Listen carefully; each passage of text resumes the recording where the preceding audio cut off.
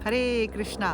तो नरसिम्हा चतुर्दशी आने वाली है और भगवान नरसिंह देव प्रकट होने वाले हैं। प्रहलाद महाराज, जिन्होंने अपने पिता से विद्रोह किया भगवान विष्णु की भक्ति करने के लिए। इसका मतलब ये नहीं है आप बोलें कि माता जी प्रहलाद महाराज ने तो अपने पिता से विद्रोह किया तो मैं भी अपने पिता से विद्रोह करूंगा और भक्ति करने के लिए जाऊंगा। ये गलत है। प्रहलाद महाराज का जो केस था वो पूरा अलग था। बहुत सारी टर्म्स एंड कंडीशंस अप्लाई हैं वहाँ पे, और हम कभी प्रहलाद महाराज की कॉपी नहीं कर सकते हैं। हमें उनसे सीखना है कि उन्होंने कैसे भक्ति करी, तो सही मैसेज हमें लेना है इस कथा से। कई बार लोग जो हैं वो गलत मैसेज ले लेते हैं और अपनी भक्ति में आगे बढ़ने की जगह और अपना पतन कर लेते हैं। फैमिली से लड़ना नहीं है, फैमिली को छोड़ना नहीं है। सीखने वाला यहाँ क्या है? हरि नाम। किस तरह से प्रहलाद महाराज ने भक्ति को अपने जीवन की सबसे बड़ी प्रायोरिटी बना के हरि नाम को कभी छोड़ा नहीं। उन्होंने अपने पिता की कभी डिसरिस्पेक्ट नहीं करी, कभी भी उनसे बुरी तरह से बात नहीं करी, बदतमीजी से बात नहीं करी, लेकिन सत्य हमेशा उन्होंने सामने रखा कि हरि जो है वो भगवान स्वयं है और मैं हरि की भक्ति करता हूँ।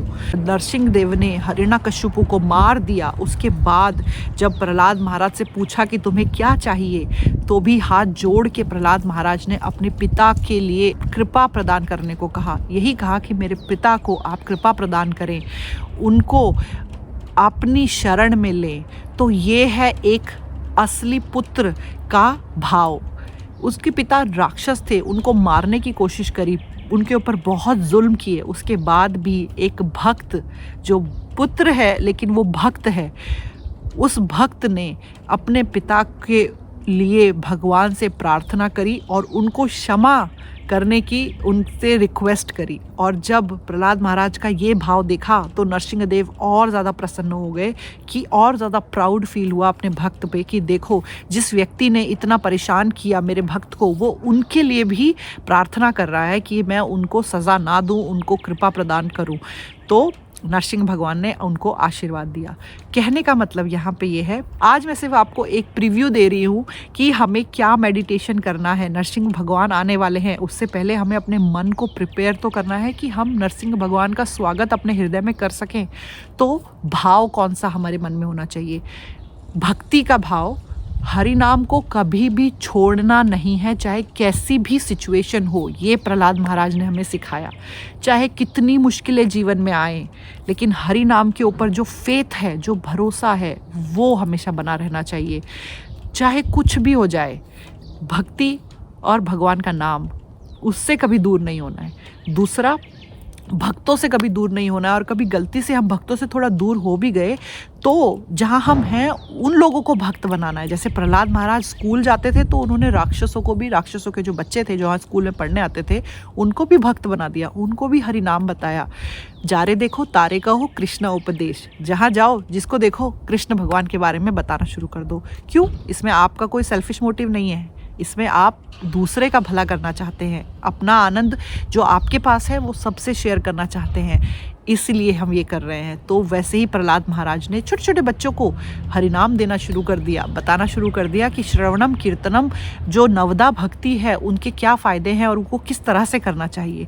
पूरी डिवोशनल सर्विस के बारे में भगवान प्रहलाद महाराज, छोटे छोटे बच्चे राक्षसों के वहाँ पढ़ने आते थे, उनके गुरुकुल में जो स्टूडेंट्स थे, उनको ये ज्ञान देना शुरू कर दिया। तो प्रचार, पहला भाव हरिनाम कभी नहीं छोड़ना। दूसरा, भक्तों को कभी नहीं छोड़ना। जहाँ हम हैं वहीं भक्त बना देना है अगर हम भक्तों के पास नहीं रहते हैं। तीसरा, प्रचार करना है, प्रचार बहुत ज़रूरी है। और चौथा और सबसे इम्पॉर्टेंट, अपनी फैमिली में सबकी रिस्पेक्ट करनी है, भगवान से उनके लिए प्रार्थना करनी है। अगर वो हमें भक्ति करने से रोकते हैं तो उनसे लड़ना, झगड़ना, उनको बैक आंसरिंग, गलत गलत बोलना, वो नहीं करना है। वो एक भक्त का बिहेवियर नहीं होना चाहिए। भक्त को सहन करना है, टॉलरेट करना है और भगवान से प्रार्थना करनी है कि वो उनके परिवार वालों को सद्बुद्धि दे और वो भी भक्ति में आ सके। जितना बुरी तरह से हम बिहेव करेंगे उतना ही हमारा परिवार वालों का भक्ति में आना मुश्किल होगा। जितना अच्छे से, प्यार से, विनम्रता से हम बिहेव करेंगे उतना इजीली हमारे परिवार वाले भक्ति में आ सकते हैं। क्योंकि आचार ही प्रचार है। जिस तरह से आप बिहेव कर रहे हो वही प्रचार कर रहा है आपकी भक्ति का।